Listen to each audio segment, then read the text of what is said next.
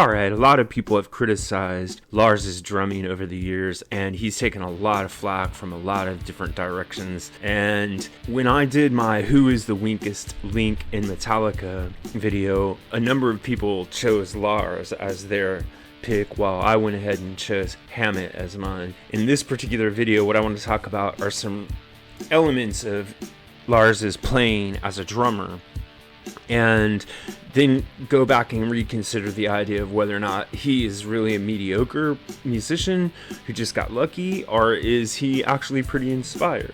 Alright, so let's start off with something that he himself has said, which is that Phil Rudd from AC/DC is one of his major influences, and this means that what he wants to do is he wants to have a heavy, supportive role in the band that's very streamlined.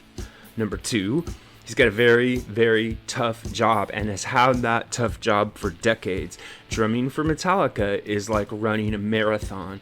And Lars used to be a tennis player, so it's like playing a tennis match or something very athletic. And Metallica is not a drum-focused band. They're a riff-focused band. The emphasis in the band is on the vocals and the rhythm guitar riffs. And Lars is a great arranger. But even when he helps to mold a song, what he's doing is he's helping to mold the song in a way that accentuates the riff and the lyric, which is the heart and soul of Metallica. Now, here's some aspects that I think might have been working against him over the years to make people criticize his drumming. One is his participation in the Napster thing. Yeah, it's old news now, but back in the day, by coming out against music sharing online in the early days, he made it so that a lot of people just generally looked at him as a money grubber rather than a musician. Another thing is, there's a lot of viral clips out there, you can look them up for yourself, where Lars is unable to play his own parts from earlier Metallica songs. He seems to have forgotten how to do it, or he messes it up really bad over and over in rehearsal, or he misses a fill here and there, or he's way off the meter in live performances. Another element is that Metallica over the years has had production issues with their studio albums, and in no situation did this turn out to be to Lars's benefit. Whether you're talking about And Justice for All, where the bass is missing, or whether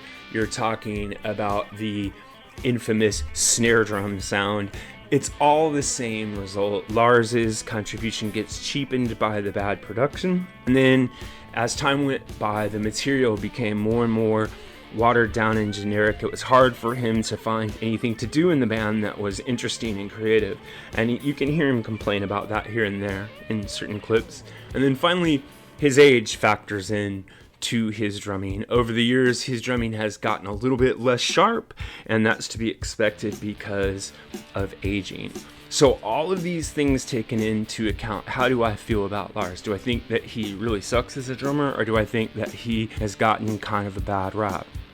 I'm actually going to go with he's kind of gotten a bad rap. I think that being the drummer in Metallica would be really difficult for any drummer, and being the drummer in Metallica and making a name for yourself would be even harder, because the drums are smothered by the heavy end of the guitar, the bass, even the vocals, and the arrangements of the songs, the riffs, don't accentuate the drumming as much as they do, as I've been saying, the guitar and the vocals. So even a player like Neil Peart, or someone like Phil Earhart or something like that, would be really hard pressed to come up with inventive ways to drum behind what are basically the same riffs coming at you again and again. And I think that given this, Lars has done a pretty good job, and I would say that he is probably not in my top 10 of all rock and classic rock drummers and metal drummers, but he's definitely in my top 25, and so that's what I think. But really matters is what you think. So if you have an idea about this or any other topic connected to classic or contemporary music, please drop it in the section below, and remember to like and subscribe. Thanks a lot.